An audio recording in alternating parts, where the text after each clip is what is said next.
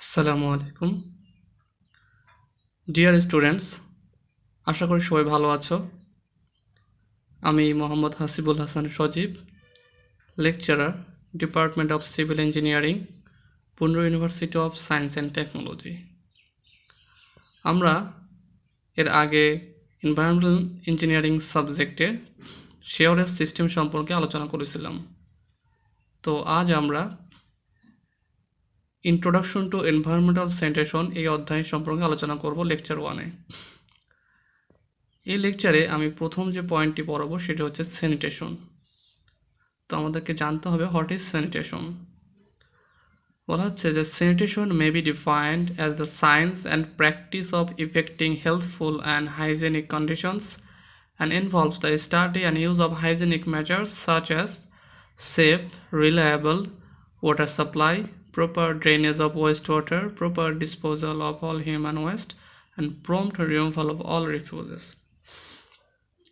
অর্থাৎ স্যানিটেশনকে আমরা সংজ্ঞায়িত করতে পারি কীভাবে? স্যানিটেশন হচ্ছে একটা সায়েন্স এবং প্র্যাকটিস। কিসের প্র্যাকটিস?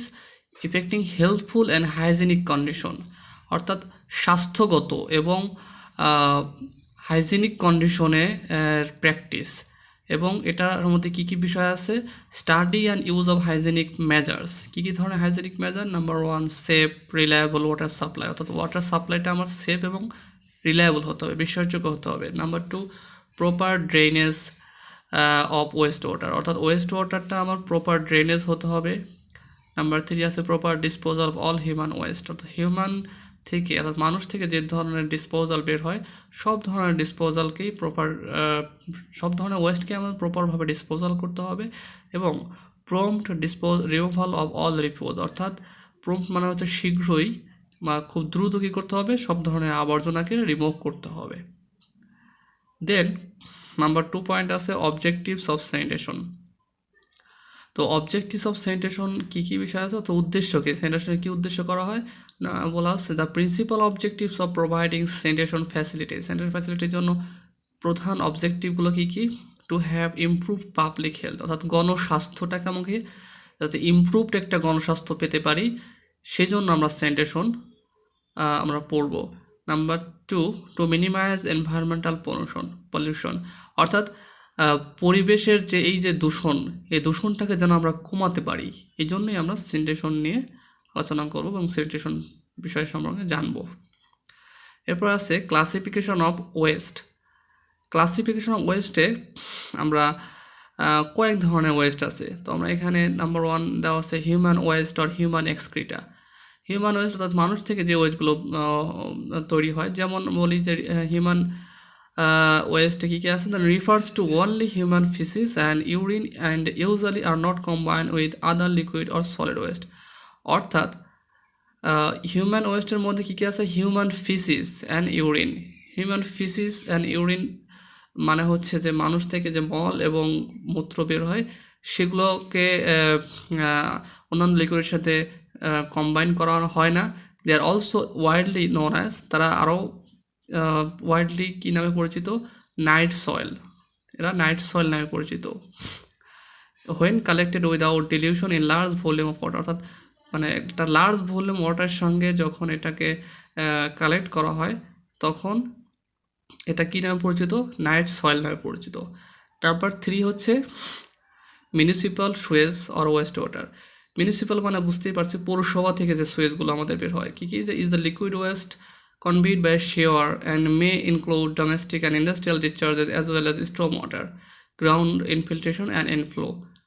বলা হচ্ছে মিউনিসিপ্যাল সুয়েজ হচ্ছে সেই লিকুইড ওয়েস্ট যেটা বহন করে শেওয়ার একটা পাইপ, এবং মে ইনক্লুডের মধ্যে থাকতে পারে ডোমেস্টিক অ্যান্ড ইন্ডাস্ট্রিয়াল ডিসচার্জেস, মানে গৃহস্থলী এবং ইন্ডাস্ট্রি থেকে যে ডিসচার্জগুলো বের হয় সেগুলো, অ্যাজ ওয়েল অ্যাজ, এবং আরও কী আছে? স্ট্রম ওয়াটার অর্থাৎ বৃষ্টির পানি, গ্রাউন্ড ওয়াটার ইনফিল্ট্রেশন অর্থাৎ গ্রাউন্ড থেকে যে ওয়াটারটা আমাদের সেই পাইপের মধ্যে ঢুকে সেগুলো, এবং ইনফ্লো। নাম্বার 3 হচ্ছে ডোমেস্টিক সুয়েজ। ডোমেস্টিক সুয়েজ হচ্ছে সেই liquid waste which originates in the sanitary conveyances. Example যদি বলি যে ওয়াটার ক্লোজেট মানে হচ্ছে আমাদের বাথরুমে টয়লেটে যে ওয়াটারটা আসে, টয়লেট থেকে যে ওয়েস্টটা সেটা ইউরিনাল, এছাড়া বাথ, সিঙ্ক এগুলো থেকে, of dwellings, commercial facilities and installations in a community. Sometimes it is also referred to as sanitary sewage. Domestic sewage-কে মাঝে মাঝে sanitary sewage বলা হয়ে থাকে। এরপর আসে সালেজ। সালেজ হচ্ছে সেই লিকুইড ডিচার্জ ফ্রম থেকে kitchen, wash basin etc and excludes human excreta. Sullage is less foul than domestic sewage. অর্থাৎ সালেজ হচ্ছে সেই লিকুইড ডিচার্জ যেটা কিচেন অর্থাৎ রান্নাঘর, ওয়াশ বেসিন থেকে আসে এবং এর মধ্যে হিউম্যান এক্সক্রিটাও অবশ্যই এর মধ্যে হিউম্যান এক্সক্রিটা থাকে না। হিউম্যান এক্সক্রিটা বাদে কিচেন এবং ওয়াশ বেসিন থেকে যে ডিচার্জ লিকুইড ডিচার্জটা হয় সেটাই হচ্ছে সালেজ। এবার বলা হচ্ছে সালেজ হচ্ছে less foul than domestic sewage, অর্থাৎ ডোমেস্টিক সুয়েজ থেকে সালেজটা কম দূষিত এবং it can be discharge through open surface drains in unsewered areas. অর্থাৎ যে সমস্ত জায়গাতে শেয়ার পাইপ নাই সেই সমস্ত জায়গাতে ওপেন সারফেসের মাধ্যমে ড্রেনেজ করা যায়। এবার সে industrial sewage. Industrial sewage include the liquid discharge from spent water in different industrial processes such as manufacturing and food process. Industrial ওয়েস্টের মধ্যে কী কী আছে? Include liquid discharge from spent water in different industrial process, অর্থাৎ ইন্ডাস্ট্রিতে manufacturing এবং food প্রসেসের কাজে যে ওয়াটারটা ফুড প্রসেসিং করার পরে যে ওয়াটারটা বের হয় সেই ওয়াটারটাই হচ্ছে আমার ইন্ডাস্ট্রিয়াল ওয়েস্ট। বলা হচ্ছে স্ট্রম ওয়াটার। স্ট্রম ওয়াটার বলতে আমরা বুঝতেই পারছি বৃষ্টির পানি। Is the surface run of during and immediately after the rainfall, অর্থাৎ রেইনফলের পরে এবং ঠিক পরপরই বা ঠিক ওই রেইনফলের সময়ে যে সারফেস রান আপটা হয়, মাটি ধুয়ে চলে যায় সেই পানি। Which enter sewer through inlet, যেটা কিনা শেয়ারের মধ্যে প্রবেশ করে ইনলেটের মাধ্যমে। Storm water is not as foul as sanitary industrial sewage, অর্থাৎ স্ট্রম ওয়াটারটা ইন্ডাস্ট্রিয়াল এবং স্যানিটারি সুয়েজের মতো এত বেশি ফাউল না। ওকে, এরপর আসছে সলিড ওয়েস্ট। সলিড ওয়েস্ট হচ্ছে include all materials which are normally solid and are discarded as useless are unwanted during human activities. অর্থাৎ সলিড ওয়েস্ট মধ্যে বোঝা যাচ্ছে যে যেগুলো সলিড, লিকুইড না। Domestic solid waste is a composition of organic food waste, paper and paper products, food, plastic, leather, rubber material, rags and textile products, glass metal, এই সবই হচ্ছে আমার সলিড ওয়েস্ট। তো আমরা 4 নম্বর টপিকে দেখতে পাচ্ছি important factors for sanitation in Bangladesh, অর্থাৎ বাংলাদেশের স্যানিটেশনের ক্ষেত্রে কী কী ইম্পর্টেন্ট ফ্যাক্টর রয়েছে। নাম্বার 1 হাউজিং ডেন্সিটি, অর্থাৎ বাড়িঘরের যে ঘনত্ব, বাড়ির ঘনত্ব, এটা স্যানিটেশনের ক্ষেত্রে একটা factor.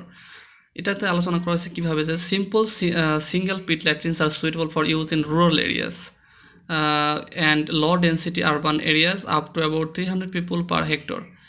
Simple pit latrine suitable কোন জায়গার ক্ষেত্রে? রুরাল এরিয়া, অর্থাৎ গ্রাম্য এলাকার জন্য, এবং লো ডেন্সিটি আরবান এরিয়াস, অর্থাৎ যে সমস্ত জায়গাতে নগর এরিয়াতে ডেন্সিটি কম থাকে মানুষের, সেখানে অর্থাৎ পার হেক্টর 300 জন মানুষ। It is however difficult to be more precise in general terms as local factors such as average household size, housing design, plot layout and area have a large influence. Alternative double pit latrines may be feasible, but other options such as small bore showers, community latrine cum biogas plant etc. may even be more appropriate solutions. অর্থাৎ আমরা জানি যে alternative double পিট ল্যাট্রিনটাও একটা suitable একটা condition আমাদের ল্যাট্রিনের ক্ষেত্রে। তো water supply service লেভেলে যেটা দেখতে পাচ্ছি যে in areas where water is usual low and where water has to be hand carried from public stand post tube wells or communal wells, pit latrines of one type or another are technically feasible sanitation options. অর্থাৎ যে সমস্ত জায়গাতে water ব্যবহার কম, সাধারণত পার ডেতে 30 litre, এবং যেখানে water হাতে করে ক্যারি করে নিতে হয়, হ্যান্ড ক্যারি করতে হয় পাবলিক স্ট্যান্ড পোস্ট টিউবওয়েল অথবা কমন ওয়েলস, সেই সমস্ত জায়গাটা একটা ইম্পর্টেন্ট ফ্যাক্টর স্যানিটেশনের ক্ষেত্রে। এরপর আসে difficulty associated with pit latrine, অর্থাৎ digging pits in loose and unconsolidated soils, example sand or fine grain alluvium is difficult. অর্থাৎ পিট খনন করা সে সমস্ত জায়গাতে কঠিন, যেমন হচ্ছে আনকনসোলিডেটেড সয়েল, তার মানে হচ্ছে স্যান্ড, যে সমস্ত জায়গার মাটিগুলো স্যান্ড বেশি থাকে সেই সমস্ত জায়গাতে আমার পিট ডিগ করা কঠিন, ডিফিকাল্ট, এবং the lining must not prevent the seepage of faecal liquids out of the pit into the surrounding soil. অর্থাৎ আমরা যে ইট বা কংক্রিট দিয়ে এটাকে লাইনিং করব, লাইনিং করলেও কী ঘটবে, পাশের থেকে ওই পানিটা চুয়ে বাইরে, অর্থাৎ পাশে যদি কোনো নলকূপ থাকে সেখানে প্রবেশ করবে। তো peatlands are vulnerable in area subject to annual flooding or where water tables rise during the monsoon.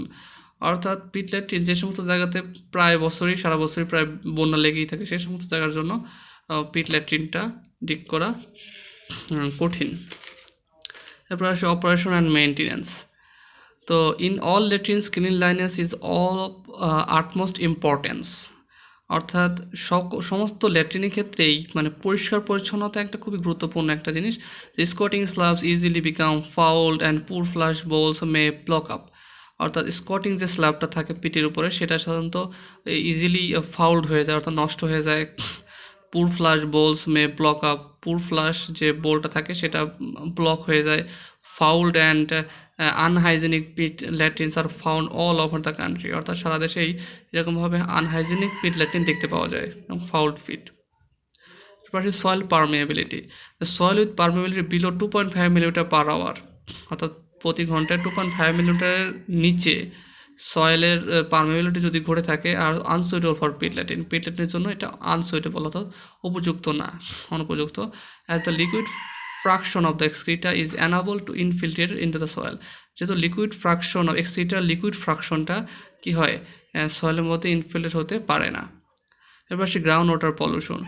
The deposition of excreta in pits may pollute waste water sources. অর্থাৎ এক্সক্রিটার যে ডিপোজিশন পিটের ক্ষেত্রে এটা পলিউট করতে পারে water source, particularly Wales, tube wells, পন্ড ইটিস। অর্থাৎ পাশে যদি কোনো কুয়া থাকে বা টিউবওয়েল থাকে বা কোনো পুকুর থাকে সেগুলা কী হতে পারে, এফেক্টেড হতে পারে, ওই এক্সক্রিটার থেকে পানি ইনফিল্ট্রেট হতে পারে। The danger of pollution increases if the pit is dug down to the water table. এই বিপদটা বাড়তে পারে যদি পিটটা কী করা হয়, নিচের দিকে বেশি গর্ত করা হয় এবং ওয়াটার টেবিলের কাছাকাছি থাকে সেক্ষেত্রে। তো আমরা যে আলোচনাগুলো করলাম এখন, যে এই সবগুলো পয়েন্টই একটা ইম্পর্টেন্ট ফ্যাক্টর বাংলাদেশের স্যানিটেশনের ক্ষেত্রে। তো 5 নম্বর পয়েন্টটা ছিল inter relationship between water, sanitation and health education. তো এখানে দেখতে পাচ্ছি যে এখানে একটা ফিগার আমরা দেখা যাচ্ছে যে এখানে ওয়াটার সাপ্লাই, স্যানিটেশন এবং হেলথ এডুকেশনের তিনটার কম্বিনেশন থাকলেই সেখানে ইমপ্রুভমেন্ট অফ হেলথ ঘটবে।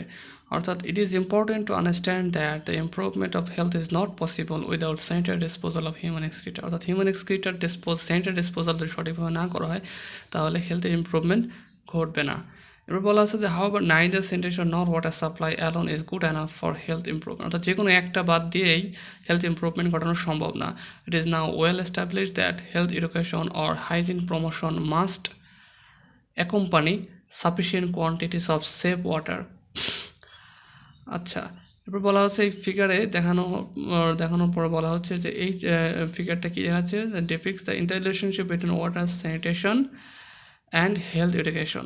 The importance of health education in improving health has been clearly demonstrated in water supply and sanitation Bangladesh situation. অর্থাৎ যদি আমরা ওয়াটার সাপ্লাই সঠিকভাবে করতে পারি, স্যানিটেশন অর্থাৎ আমাদের শেয়ারের সিস্টেমটাকে সঠিকভাবে করতে পারি এবং হেলথ এডুকেশনটাকে নিশ্চিত করতে পারি, তাহলে কেবলমাত্র আমরা আমাদের গণস্বাস্থ্যের উন্নতি ঘটাতে পারবো। তো এই ছিল আমাদের আজকের লেকচার। ধন্যবাদ সবাইকে।